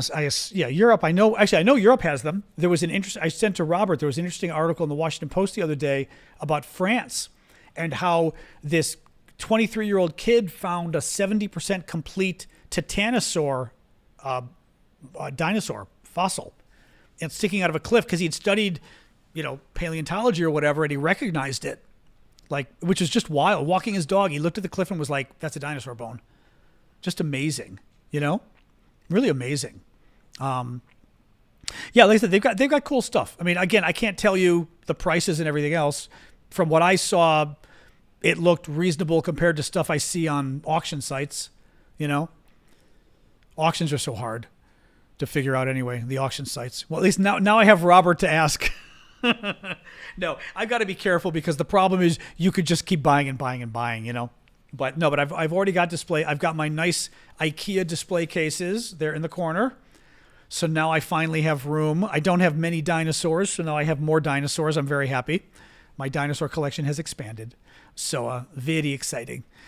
Anyway, but yeah, provenance is important. Well, that's part of it too, is knowing where it came from,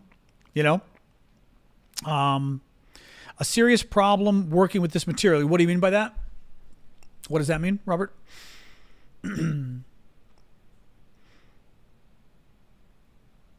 Well, that's true, Ash, too. It's you're funny. I see what you mean. Yeah, Robert's saying working with dinosaurs fossils is hard because every piece he sees he wants to buy. That's the thing. Yeah, well, again, if you've got friends who are into it, it's fun because then you'd be the perfect friend for birthdays and Christmas. I told my family years ago, I was like, go and find me old stuff. They sell online old Egyptian stuff for like $50. But that's, even though they're not great pieces, it's some piece from, I don't know, 6,000, 5,000 BC or whatever it is. That's cool. It's not a collector's kind of thing, right? It's not high quality, but if you're younger, it's just kind of cool to have. And it's affordable. Stuff that's less rare is affordable. It's quite affordable. I don't have anything Egyptian, but and Greek too. Like Greek gets more expensive. That is baleen in the background. Yep, that's my baleen from Alaska. But then the nicer pieces get expensive. Then you're talking thousands of dollars or even more if you're getting the really nice stuff. Or, like I said, like Greek antiquities can start to get really expensive. And you also want to make sure it's real. Like Drake is saying, you need to know it's real too, which, for a lot of us is like, anyway, very exciting. Yay. Thank you, Robert. Very exciting. All right. Well, guys, I'm going to, I have Usyks. Actually, I have a very cool, I wish I was telling you, maybe I'll take it out and show people. I have a very cool walrus Usyk from Alaska that is certainly mineralized. The question is how mineralized. Hang on. That's the question we don't know. Oops, hold on. I I leave my display cases locked. One moment.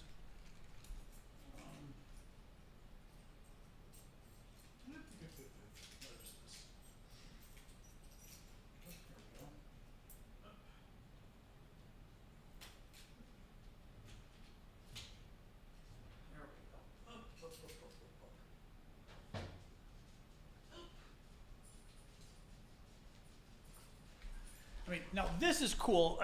Again, Alaskans will know and laugh, as will Canadians. But I like this one because of the color is particularly cool. It's an Usik.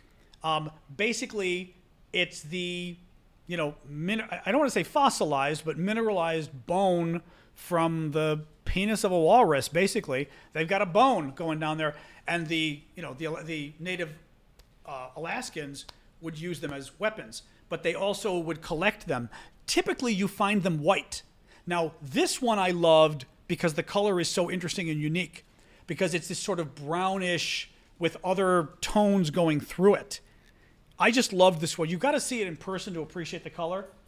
It's just a different, although I would say the color may even be changing over the years a little bit, but it's got the white, but the mineralization is different, And I just, like I said, I liked it because it's different. The other ones are pure white, ivory. I mean, I'm sure you could call it ivory. It's bones from walrus tend to be ivory. It's walrus ivory.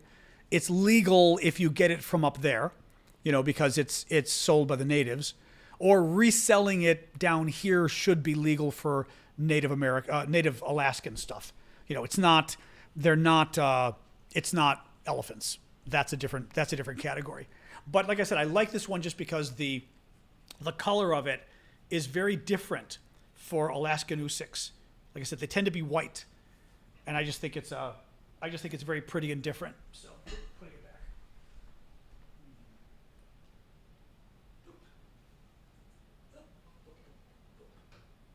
There we go.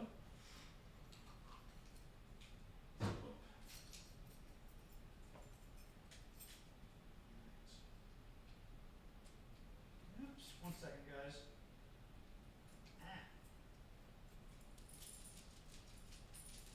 Oh, come on.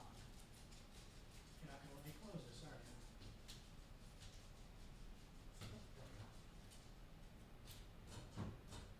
we go. All right. All right, it's closed. It's closed. Anyway, very interesting. Yeah, I love this stuff. Like I said, all this stuff. I already own mammoth stuff, Gamma, but you can buy mammoth stuff. I have a very nice mammoth tooth. Okay, we're gonna do show and tell on everything tonight here. I've got a very nice mammoth tooth that's very cool. I do have the pendants as well. That's a whole different story because that gets into my Alaskan collection. I'll show you the mammoth. Mammoth I can show you. Hold on. I'll stop locking this up. Where are you? All right, we'll leave this here.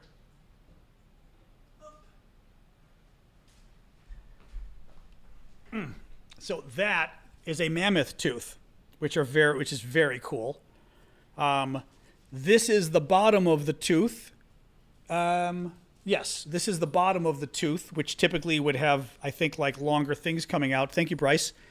And this is the biting surface. And Robert was noting, which is kind of interesting, that the biting surface was worn down. And now I was thinking it was worn down because it was polished or something. Robert thought he could see parts of that are from where the animal ate, which is really cool. There we go. You guys can see. So that's the biting surface, which is really neat. But it's it's just a beautiful piece. You know what I mean? Like it looks like a fossil of something. You know what I mean? These guys, now this may not be very old. This could be 4,000 years old only, potentially. But it could be a lot older too. Because Alaskans had mammoths up until 4,000 years ago on some of the islands, as I recall. So it's hard to know. Now, I don't know whether Robert or somebody else, like you guys whether you'd look and go, oh yeah, that shows more signs of age, or whether you can even tell. You know what I mean? But it's just a beautiful piece. I mean, look at just I just like the flow of it. You know what I mean? It almost looks fake, But yeah, it's at least 4,000 years old. Also different colors, because Robert was showing me the some of them are white, some of them I think can be black, because you can find them like around the UK, whereas this is Alaskan, which is neat. And the dog is trying to get me to play, of course. Oops, one sec here. But yeah, I don't think there's anything else that's relevant for tonight necessarily. Looking here, I mean, no, not for tonight. No. Yeah, I think we're good for tonight. I have lots of other things, but that's sort of relevant for keeping it to the animals. I do have some interesting teeth and stuff. Like I said, like an old polar bear tooth from like 1500 years ago. That's a pendant, which is kind of neat because it's Alaskan, but very neat because of the age and the era. Obviously way before contact with, well, anybody. If you're talking 1500 years ago, there wasn't much of anybody here other than natives in the U.S. I mean, a native in America, in the Americas. So very cool. Anyway, thank you, Robert. Oh, so much fun. Yeah, like I said, I'm going to call my nephew after this and show him. And then they go in the display case. Very excited. And then I try to stop myself from buying more things on your website. I will probably eventually buy some things on your website, but I'm gonna get your. Do keep an eye out for like raptor teeth, not raptor, but like velociraptor teeth or claws. That does intrigue me. Or no, not velociraptor, Tyrannosaurus. Tyrannosaurus intrigues me. I do think that would be cool, something Tyrannosaurus, although I know those are like in high demand, but that would be kind of neat. I mean, I would buy that. I would, I'm not gonna take a gift that's that expensive, but I would consider buying something like that. That would be pretty cool. But it depends though, because I know like some of it gets, actually I will tell you guys too, one of the things that's difficult when you collect stuff, and this is always the problem, is you can find small things for cheap, but you can find better things for not cheap. And then you get into this issue of, and collectors will tell you, try to buy the nicest thing you could afford. The problem is the nicest thing you can afford can be really expensive, and then you spent a lot of money. And you kind of have this debate of, are you buying because you want to resell it, you want value, or are you buying it because you want the experience? If you want the experience, I would argue you don't care if it's a $1,000 piece. You're just as happy having a $25 piece of a Tyrannosaurus Rex bone. That's just cool. Or a little, Robert's website, they're selling, the fossilera.com website, they're selling little bits of Tyrannosaurus Rex teeth for like $25. It's no big thing. It's just a little piece of a tooth, but it's a Tyrannosaurus Rex tooth. I mean, even though it's a small piece, right? It's really cool. And for $25, but it's only $25 because it's not a nice specimen, I would argue, because it's small and it's only a fraction of it, right? So you get into sort of this debate when you collect stuff of, should you only buy the best stuff, or you get small stuff that might not be worth much, but it's still very cool. And it's the kind of thing that you'd get a kick out of and kids would get a kick out of. If grandkids would still be like, oh my God, that's a piece of a Tyrannosaurus Rex. That's cool for a little kid, even though it's $25, Or Chris, well, again, I'll do your commercials for you, Robert. I mean, for me, like I said, growing up, I always liked that stuff. But as an adult collector, it is an interesting question. The only thing is, as an adult collector, I don't really think of buying things to resell them anyway. I like to know, like I asked Robert some of my pieces, I like to know what they're worth, but that's also partially just to know, when I die, being able to tell somebody, okay, that's kind of a nice piece. Don't give it up. Right. But I don't really plan on selling stuff anyway. So you kind of get into this weird question of, well, if you're not planning on selling it anyway, why does it need to be a $2,000 piece? Why not get a $200 piece? I don't know. It's a very, I don't know. Anyway, like I said, I struggle with it because I love this stuff, so I don't necessarily want to be a hoarder of cool stuff. Unless I open my museum, or have a lot of, my niece, my nephews or my grandnephews are in Arizona right now. So my stuff is here, so that doesn't help in that regard. I could be the cool uncle with all the dinosaur stuff, would be pretty good. So we'll have to see, for the kids, or at least find, maybe next Christmas, Robert, we'll keep that in mind. I'll buy some the little Tyrannosaurus and some of that stuff, but they're funny. They have the one nephew was into turtles now. And I forget if it's the 3 or the 6-year-old. He's into turtles. So we all had to find turtle stuff for him for Christmas, which was not easy. I think it was the 6-year-old, which was very funny. But, oh, excuse me. But it was very funny. And then the other thing, I don't think I want to really carry it, but, well, I guess I can show you. When I was 8 years old, moving into my house in Chicago, and we had a lot of, I think they're limestone pavers out back that they use for like steps and stuff. And they used a bunch of them to create like a little bit of a retaining wall, I think, because the yard must have slid a little. And literally looking through the bushes, I found one with a cool fossil in it. And finally, Mom's getting older. Someday we'll sell the house. I finally got my brother-in-law with a saw, and I said, cut that damn fossil. I want it. And I'll show you because it's really cool.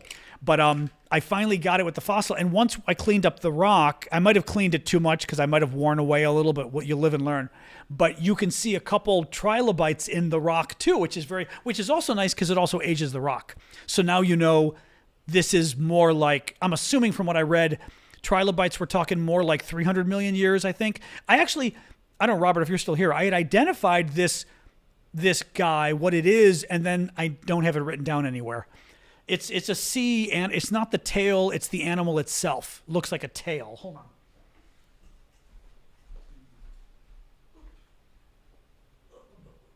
There we go. Yeah, this one's got some weight to it. I think this one was 20 pounds. I'm not sure.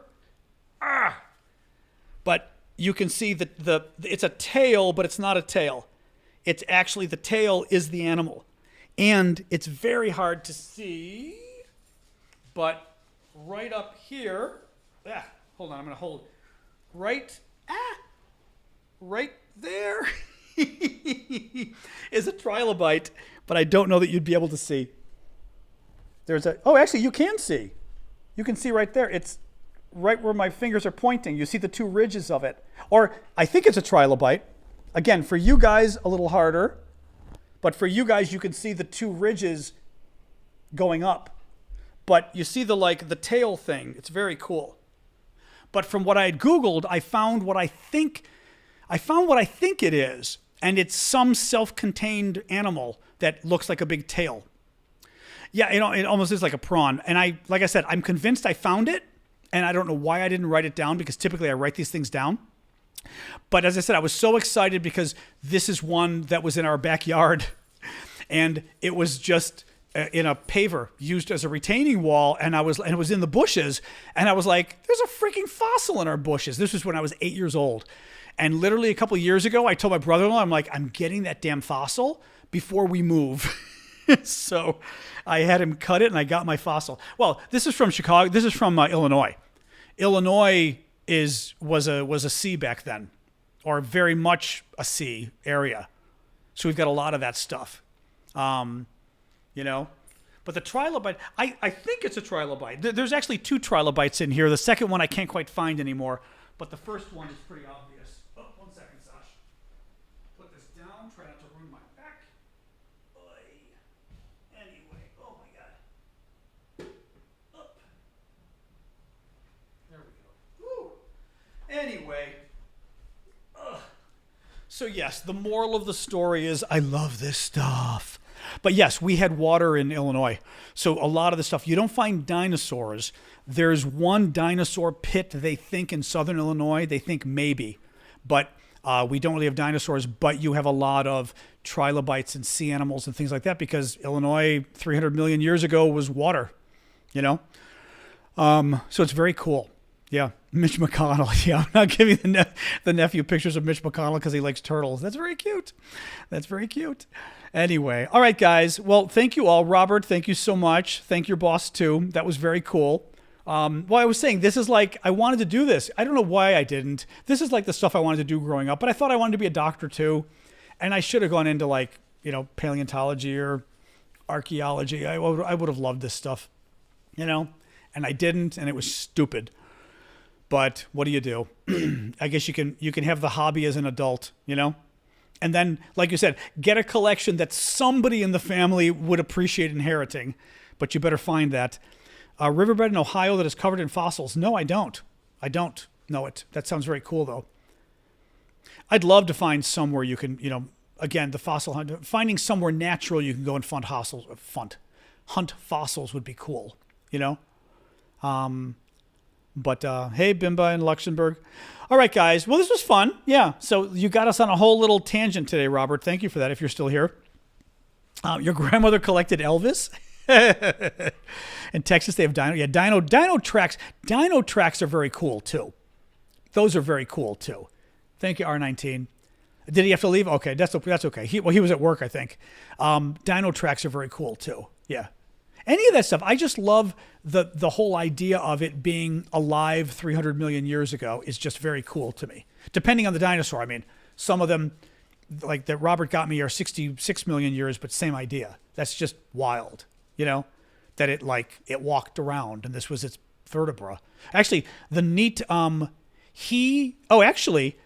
right, last little thing. I'm going to get my bigger dinosaur bone again to show you because I sent Robert pictures and he discovered something interesting about it.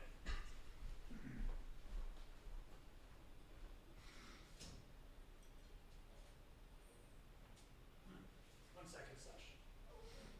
What? You want more water? I'm guessing Sasha wants more water. One moment. One moment. All right, a little more water. A little more water. Okay.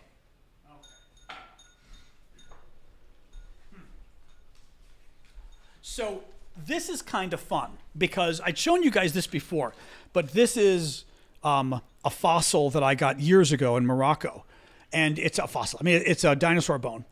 And it's, it's not necessarily a very expensive one. Thank you, Duke. But who cares? Because it's just, look at that. I mean, it's huge. It's totally cool. And I showed it to Robert, and you guys noticed something. And when I was taking the video for him, I had turned it around and started noticing myself. Now, I had mentioned that it had these ridges, and I was curious if these ridges were indicative of the bone or something. And as I was filming it for him, I then noticed there's a round dig in the bone right here. Right here, for example, there's a round indentation. There's a couple round indentations on this side, like here and here. Robert looked at it and said, most likely they're teeth marks that an animal was feeding on this thing. Like it got fed on by another dinosaur or whatever. Now, he said, it was fascinating, even looking at it, so listen, because I got it in Morocco, which helps narrow it down. He said the tiny cell structure is indicative of it being a sauropod, which are, the big honkin' Brontosaurus, etc. kind of guys. Possibly an unidentified titanosaur or something else I can't pronounce, Rabachisaurus, which is one of the better-known sauropods of the area. It's late Cretaceous, so approximately 95 million years old. What's really interesting about it are the bumpy edges and what looks like round impressions along the face. Both could be from feeding. Looks like a large rib or scapula section. If there were beep-a-deep-a-deep, whatever was feeding on it had rounded teeth, so likely crocodilian or even possibly Spinosaurus. How cool is that? I just love that he was able to look at the bone and be able to go, oh, so yeah, so kind of fun. So actually, even more fun than I thought that it's a dinosaur bone that got eaten on by somebody else, which is kind of cool. But this one's neat because you can sort of, if you know dinosaurs, you'd look and go, that's total dinosaur bone and back. And you get a sense of like here you get a sense of the cell structure when you look at this. Again, you look at that and you go bone. That's bone. That was the osteons or whatever you guys were calling it. See if you guys can, you can see well enough, like the kind of the bone. Oops. Here, I'm going to try to get it in focus again for you all. Come on, come in focus. Come in focus. Come on. It's so evil, this camera. Focus, camera. Come on. Well, this camera is extremely pain in the butt-ish. I don't know why. Somehow it focuses sometimes and not others. Evil camera. All right, guys. I'm going to go. I've got to eat a little bit. I'm getting hungry, but very cool. Yeah. So thank you all for hanging out. I figured this would be fun. Wasn't sure if everybody would be into it like I am, but what the hell. All right, guys. I will see you all tomorrow. Thanks for joining. Thank you for the gifts. Thank you for the mods, as always, everything. We'll see you all tomorrow, 6 o'clock Eastern time, U.S., Thursday night. Okay.